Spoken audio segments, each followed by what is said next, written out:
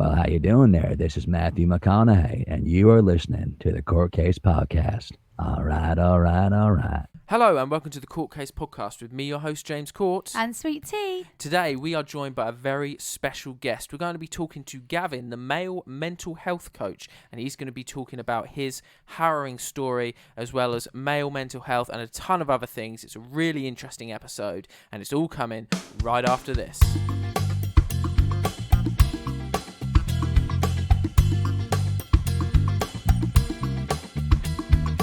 So, hello Gavin, how are you doing today? I'm very well, thank you, James. How are yourself? We are great. Welcome to the Court Case Podcast. It is great to have you on. So, what drew you to our podcast, first off? It was your locability, actually, to be fair, and and it was the court case name that inspired me to contact you. I think it was a good little name. Yeah, to relate to whatever I do. Oh, that's great. Yeah, we've had a few guests on that have sort of fit the court case name quite well. Like we've had Jeffrey Deskovic, who was wrongfully convicted, wasn't he? Yes, that was cool. Sent to prison for 16 years for a crime he didn't commit.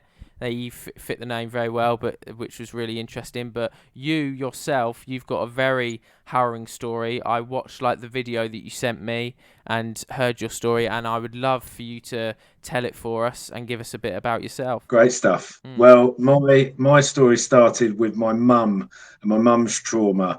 In 1953 over in Ireland, she was handed in as what they call a foundling. Yeah. So she didn't know her biological parents. She was handed into a church in Galway and then moved up to a mother and baby's children's home in a place called Tuam in the north end of Galway. And they obviously bring children up. So my mum was brought up in a convent system over in Ireland, and she was shipped from pillar to post, if you like, and moved from this convent to that convent to this convent. And I don't know if you know any of the stories of the convents in Ireland. They weren't the nicest of places to be growing up in. Right. They were generally run like prisons. Okay. Most of the children, most of the mothers had a number as opposed to a name. Oh my gosh. She had a pretty tough grinding with that. And then when she was about 5 or 6, she was put on an aeroplane, and the thought was she was going to America, because a lot of the children from Ireland at the time were either sent to America or sent to Australia. Okay. So that was the way it kind of worked, So she then was taken off the plane for some bizarre, strange reason, and was put in the car, and they gave her a bag of sweets and said, we're taking you to your new mammy.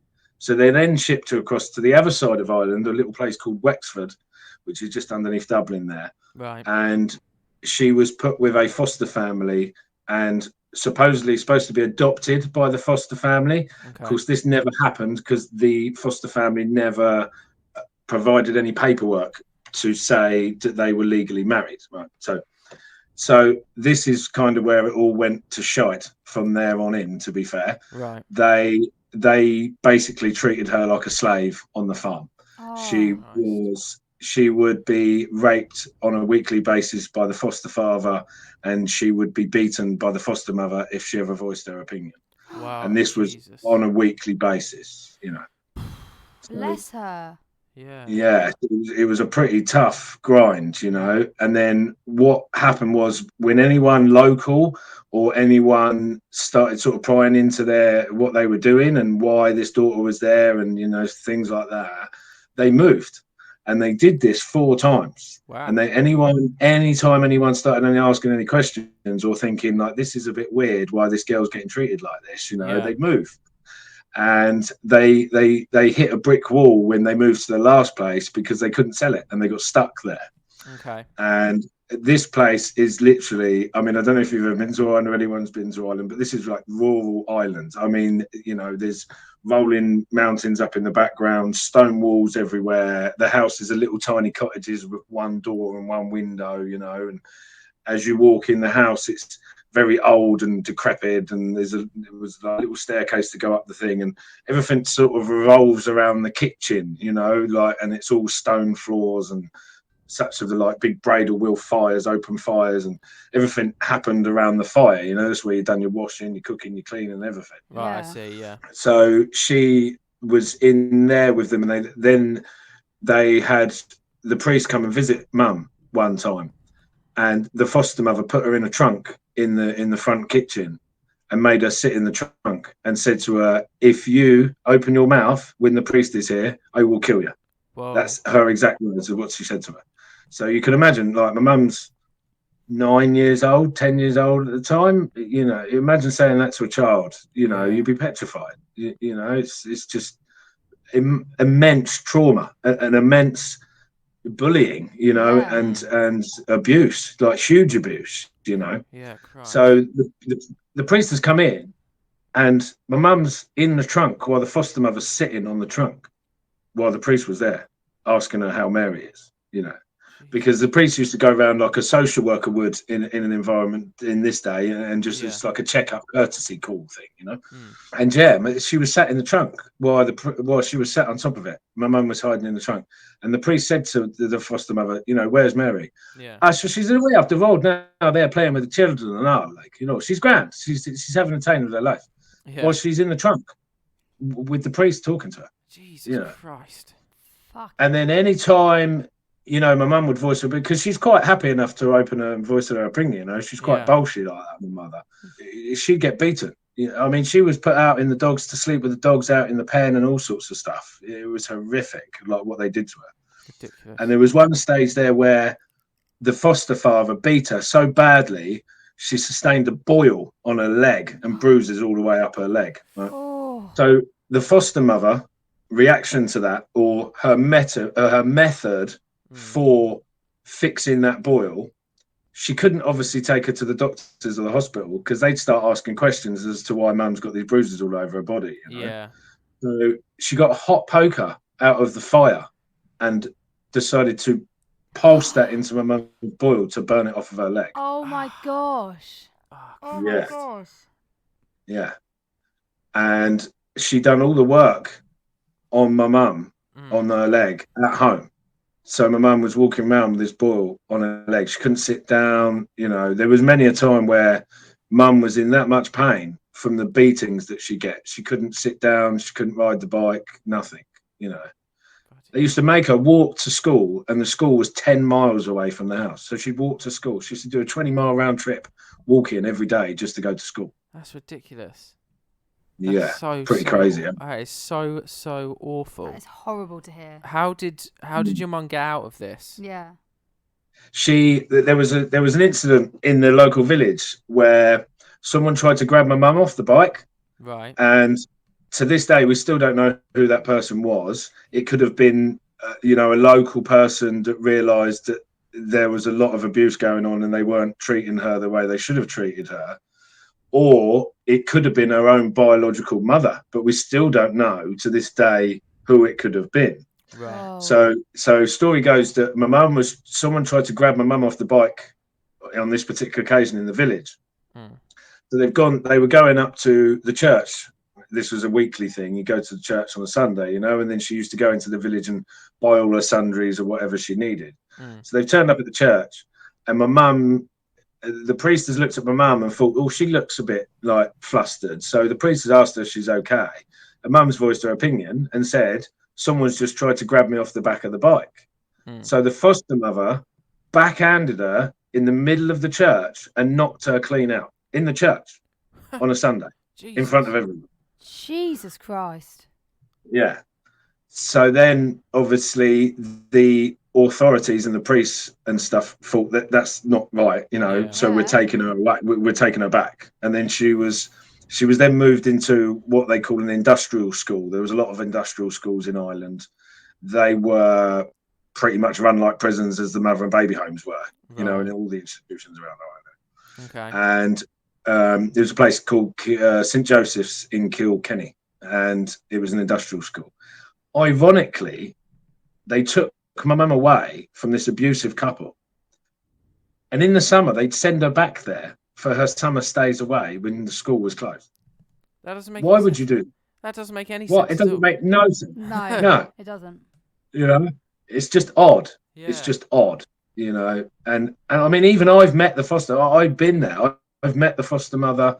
I've been to that cottage. I've seen it firsthand myself, Mm. And I've met, and she, I'm talking real old school, proper like farmer lady, with the wellies and the pinny and no teeth and Yeah.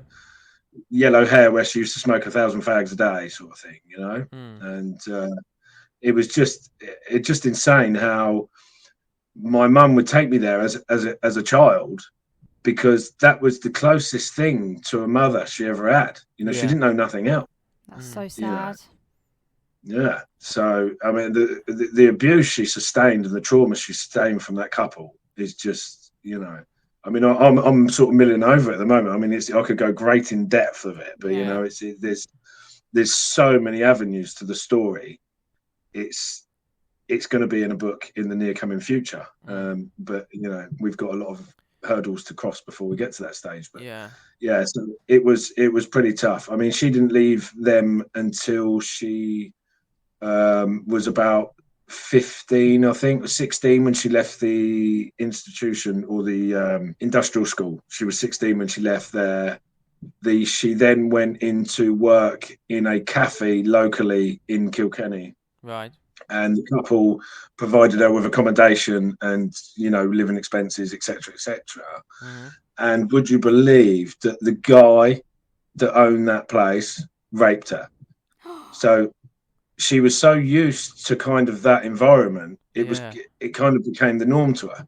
She's just sort of, oh well, it is what it is, and this is always going to be like that.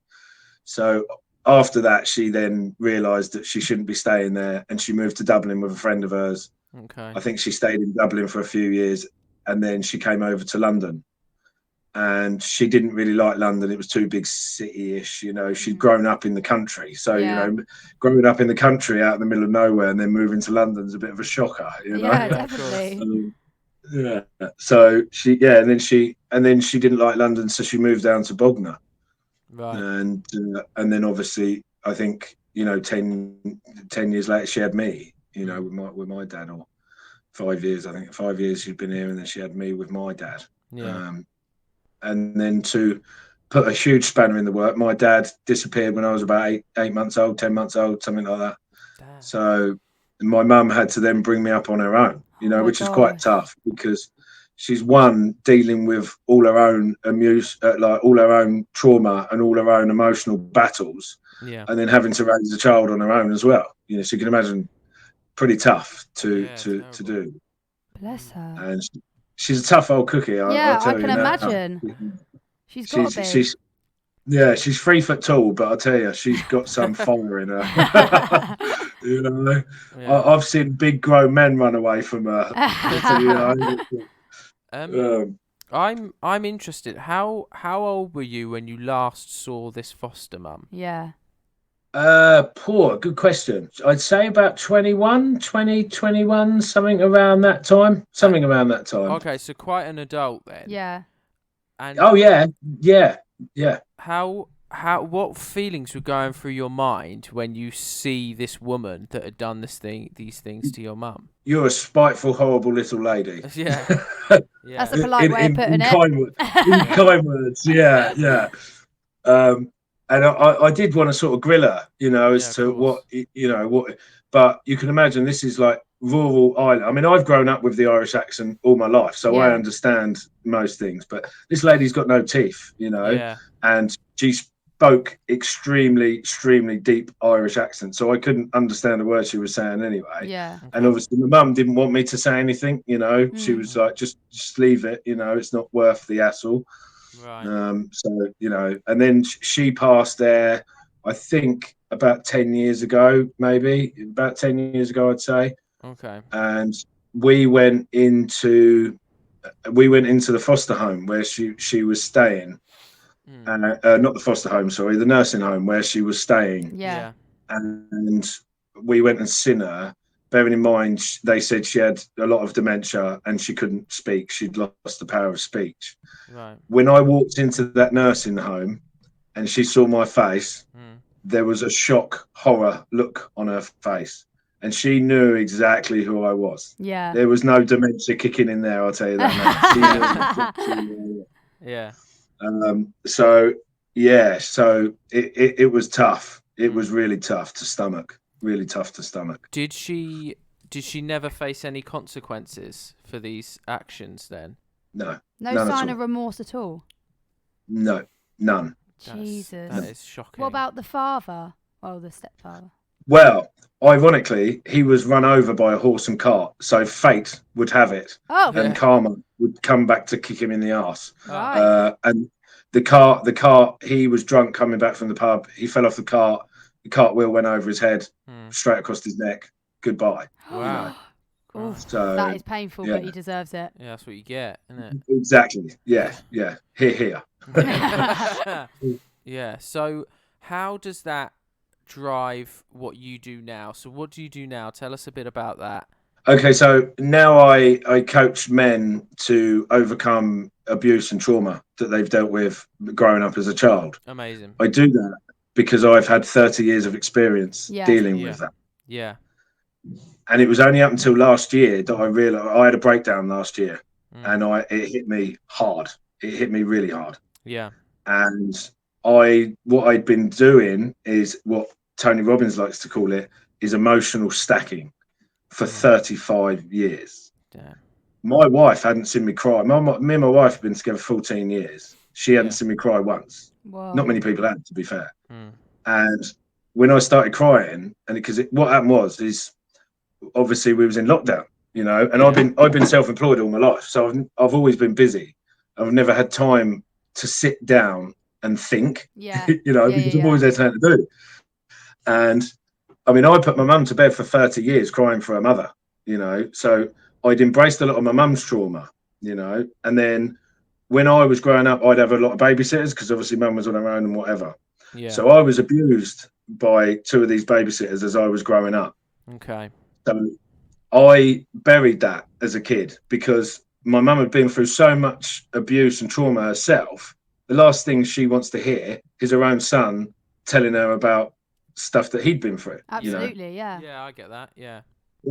So, and obviously I wanted to comfort my mum, and I sort of had to play adult, if you like, for my mum in such a way because there was no one else there to do it for her. So I had to be strong and bold for my mum and consolidate my mum when she was crying for her own mum, So I couldn't really blurt out to her, oh, you never guess what, my mum was sexually abused by two of the different babysitters on two different occasions, male and female. Yeah.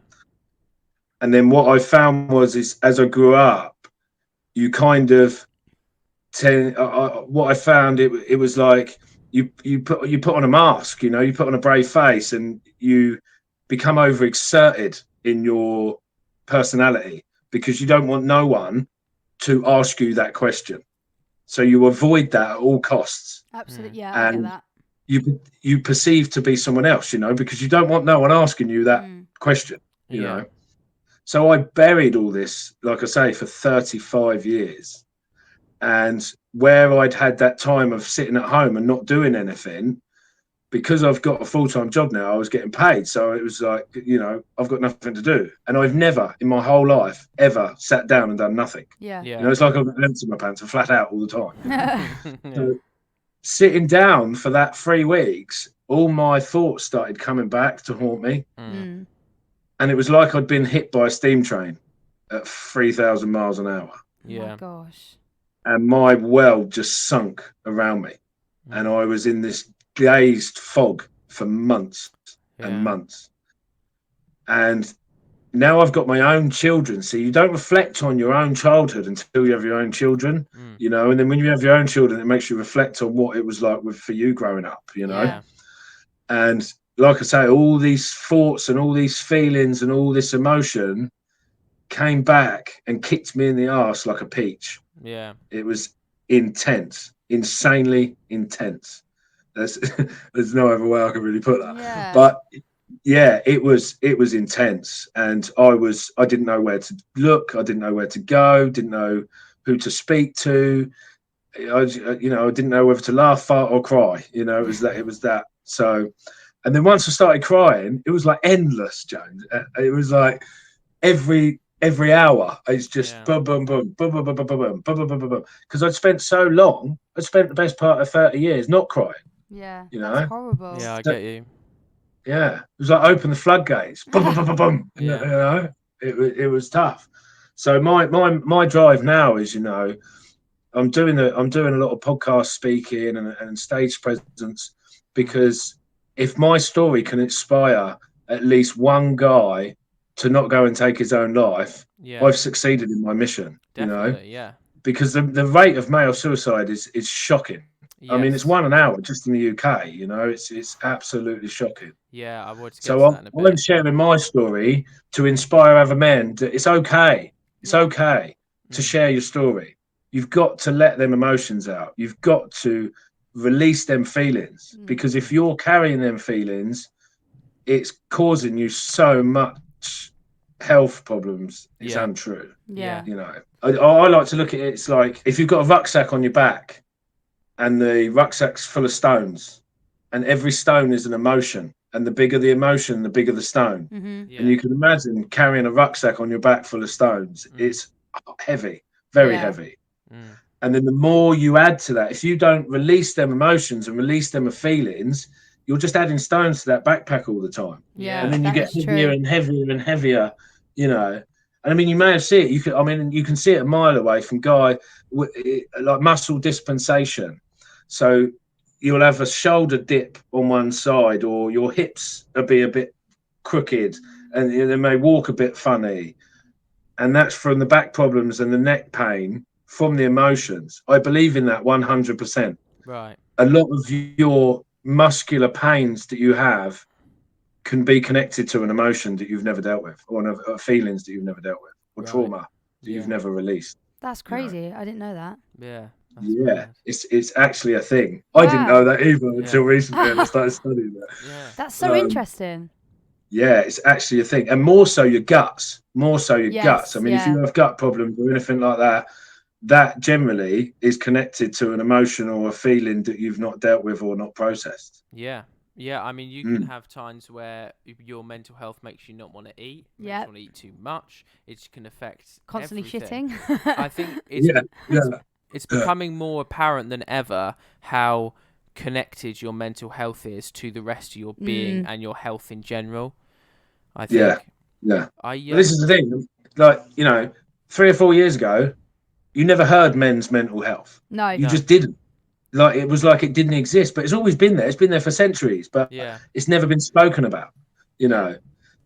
And I think this pandemic has opened a window for men like myself to be able to open it up and release it, you know, and share their message. It's now a thing. People understand it now. Whereas before, you know, I grew up in the construction industry, and you daren't open your mouth and say anything about how you're feeling. You would get ridiculed. You know, you just would, you know.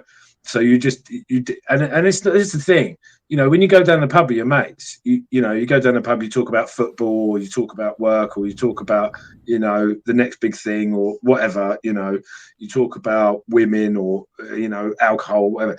You don't turn up in the pub with your mates and go, oh, guess what? I was sexually abused when I was a kid, and this, that, and the other, you know. You don't talk about stuff like that with your mates, you know. It's just not the done thing, you know. Yeah. But I think now it's becoming a bit more like mainstream. It's becoming a bit more socially acceptable. Open. Yeah, it's more socially acceptable. Well done. That's the way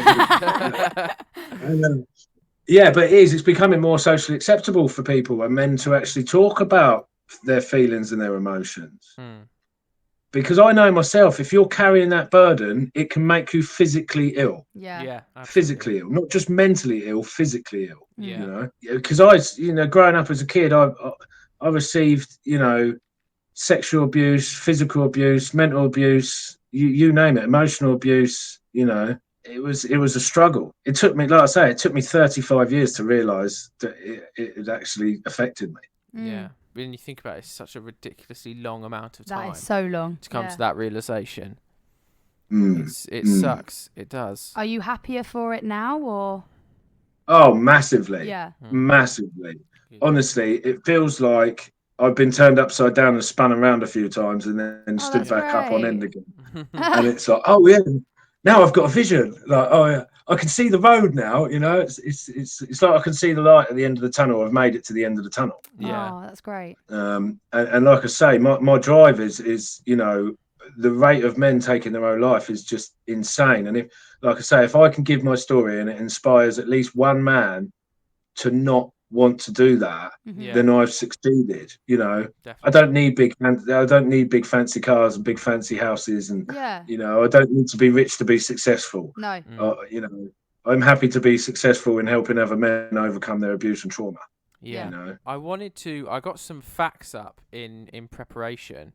I wanted to talk to you. do You mentioned already about like male suicide rate, and I got some numbers here. Like in 2014, 4,623 men took their own life, which is 12 every day, and which is one man every 2 hours. And in our age group, so 18 to 45, 76%, or sort of something like, it's like 70% of deaths are like suicide. It's the main cause of death among people our age, which I just think is ridiculous. That people our age, the main way that we're dying is from ourselves. But I just wanted to like ask you, why do you think that is? Why do you think so many men like that's how it's ending for them? media poisoning Yeah. is what I like to call it. Media poisoning, Yeah. because being a man, you have to be the guy that is bold and strong. Yeah. I'm the man that can look after my family. You know, I'm the man that has to provide. You have to provide. You have to be tough. You know, this tough guy macho image thing that's been, you know, portrayed over the media. Yeah. You know, and that's why I call it media poisoning, because it is just that. Yeah, that's You know, true. Yeah. and that's why I like the podcast world, because it's very niche and specific. You know, Yeah. you can talk about these things. You wouldn't hear this stuff mentioned on BBC Radio 1. You know, it's as simple as that. You know, and you know, when you look at like the news and stuff, I mean, I don't watch the news, I don't read the paper, because I just believe it's poison. You know, Yeah. and some people get milled up on that. You know, and they spend so much time thinking about all the stuff that's going on in the news, they actually forget to live their life. Yeah. Because they're worried about, oh, you know, I can't go out the house because I might get this, and I can't go there because this might happen, and you know, it's the fear factor. You know, that they're fear mongering people into believing that you basically can't leave the house or you'll die. You know, it's like that, isn't it? You know, and I think especially more so over the last sort of 18 months or whatever it's been, they've all been talking about, oh, this COVID thing and vaccine thing, and now it's the war in Afghanistan and all this sort of stuff. But they never talk about the male suicide rate, ever. No, You that's never hear true. it, you know. They might mill over it for about 30 seconds. Oh yeah, never saw it. But the sun's out tomorrow, so we'll all go and get our sun hats on. It's like, avoid it, you know. Yeah. And I that's, like I say, that's my drive. That's why I want to change it. That's why I want to make this a big thing and to stop that from happening. You know. Yeah, Good. it needs It's to important. change. Definitely, because I mean, I often find when there is issues to do with things like mental health and stuff, I do find at the moment a lot of the time it is geared to women and stuff like that, and I do feel like it needs to be balanced out a bit. Do you consider yourself like a feminist, or do you think feminism helps this at all? What do you think? Yeah, I do think feminism helps this, because you know, you've got there is men out there that do feel more comfortable talking to women, and women are obviously a lot more emotionally connected than men are. You know, so the women will listen to you before a man will all day long. You know, and they'll understand your meaning more. You know, whereas a man will turn around and go, "Oh, shut up! You'll be fine, mate. Just get on with it. Don't fucking worry about it." That's the last thing you want to hear when you're depressed. Yeah. No. You know? Yeah. Absolutely. You know, keep your chin up, mate. You'll be fine. Yeah, have a whiskey, carry on. You know, that's not what you need to hear. No. You know, you want someone to sit down and go, "Come on, mate. Tell me about it," and actually really listen. Like really, really listen. Yeah. Not just like, oh yeah, all right, mate, yeah. So and like, I think the worst thing is advice, you know, like, because you're giving them your advice on your opinion of what Yeah. you think, Yeah. not what they want to know, you Yeah, know. that is So true. I think it's important to ask the right questions and just ask your mate how he's feeling. If you've not seen him for a couple of weeks, ring him and ask him why you haven't seen him for a couple of weeks. What's up, mate? You Yeah, know, what's definitely. up? Mm, You know, and mm. I think that should be the major thing that most men turn around to each other and say now, like, "Are you okay? Yeah. Like, do you want to sit down and talk about anything?" And 9 times out of 10, you go, "No, I'm all right, mate. Yeah, no, I'm all right. I'm sound." When really they're not. So you kind of have to like Force it out. prize it out of them. Yeah, Yeah. like Yeah. tell me what's wrong with you, you Yeah. know. Yeah. But it's just like, it's because it's not the done thing. But like I say, now it's so big and widespread in the media. People are starting to take it. What was that you said earlier? Socially Oh, acceptable. Socially oh, right, acceptable. yeah. Yeah. Yeah. So it's becoming more socially acceptable, which Mm. which I think is amazing. You know, I really do, and Same. and it's really important. And you know, no disrespect to the NHS or any of the people that work in the NHS, but their whole system of dealing with it doesn't work. It Yeah. doesn't work. You know, I mean, when you ring them and say, "I've got a mental health issue," oh well, let's make your appointment. We'll speak to you in 3 weeks. Yeah. Jesus Christ. That guy stood at the top of the building now. He ain't got 3 weeks to wait. He Yeah. wants to jump off the building now. Yeah. You know, Yeah. he's ringing you and asking if have you had any suicidal thoughts? And of course they say no, Yeah. you know, because they're too proud to say, oh yeah, I've been having loads of suicide thoughts, like, you know. Yeah. So, you know, and then we'll ring you back in 3 weeks. 3 weeks is too late. Yeah. It needs to be done now, you Yeah. know. And then the other thing as well, like, they will, oh, have you taken any medication? Take the medication. Take the medication. Here's the drugs. Here's the drugs. Here's the drugs. The drugs don't work. The drugs don't work. You know, they proved it. You can see these people have been taking them 10, 20 years and they're still depressed.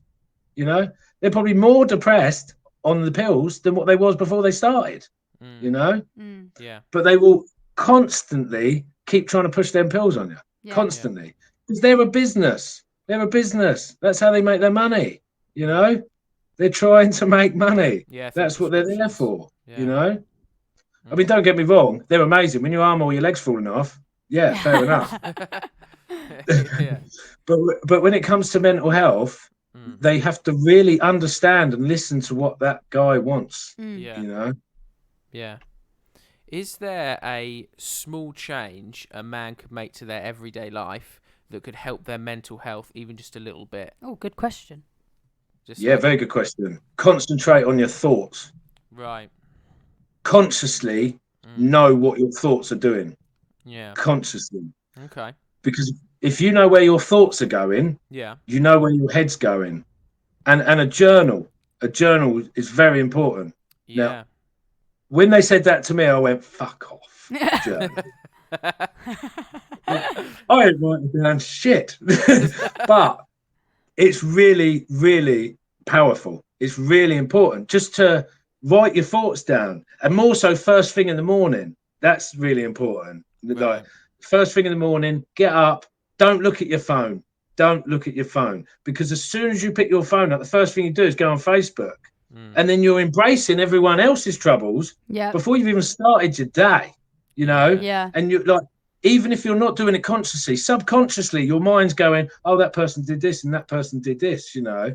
And then it's like, you see all these posts on there. This guy's got this nice Ferrari, and he's like, "Oh, look at me on the beach with my pina colada and all that sort of stuff." You know? And in reality, that's a green screen, and that's not a pina colada at all. It's a bottle of red wine, or you know what I mean? Like, it's just, it's.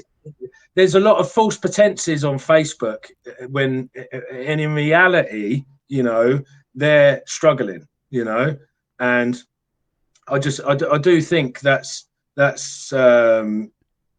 really important to not get subjected into scrolling Insta or Facebook, because you're burying your head in other people's shit. Definitely. And you don't need to be doing that. You need to be dealing with your own shit first, you know, before worrying about everyone else's. That's so true. journaling was really, really good. Journaling was really good. And then walking, just getting up in the morning early and go for a little walk before you do anything, before you talk to anyone, before you look at your phone, anything. Just break from reality and go for a walk and listen to your own thoughts and know what your own thoughts are doing. Because really, if you're living in your head, if you're in your head, that's the biggest pain you can have if you're living in your head, because you're milling over the same shit over and over and over again. Yeah. You know, and then you're beating yourself up. The only person that's destroying you is you, because you're beating your own head. Like, and then you start getting paranoid and you think, oh, he's looking at me funny, or they've said this and they're talking about me, and like that bloke's looking at me, you know, and you imagine all these things in your own head, and you can paint these great pictures. The mind is so powerful that you can imagine so much stuff in your own head. You know, you could end up just kicking the shit out of yourself just by putting all these thoughts in your head. Yeah. You know, but for me, the walking and the journaling was what I mean, and countless counselling sessions and therapy sessions and, you know, such of the like. Yeah. But that's great. No, that's great advice. Do you have any like recent success stories with your coaching that you could share? Yeah. I do, but I'm very, very, I'm very, very customer confidentiality. Right, fair enough. Yeah, fair enough. Yeah, fair enough.